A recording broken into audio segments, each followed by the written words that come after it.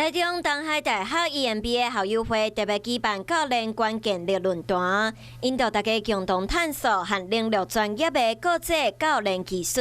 以一个助教教练为主，那带领大家透过提问的方式，然后一层一层的去觉察自我，厘清自己的盲点，找到自己的优势。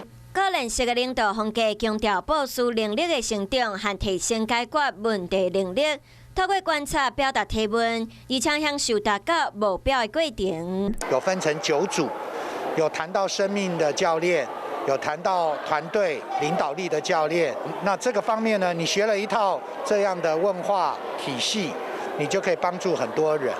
期待当透过教练引导式的对话，让校友会当看到家己的优势，变作更较好的家己。Hello， 大家好，我是乃瑜，要教给大家2个任务。第一个，华视新闻的脸书专页，你按赞了吗？还有华视新闻的 YouTube 频道，赶紧订阅起来，还要记得按赞，开启小铃铛哦。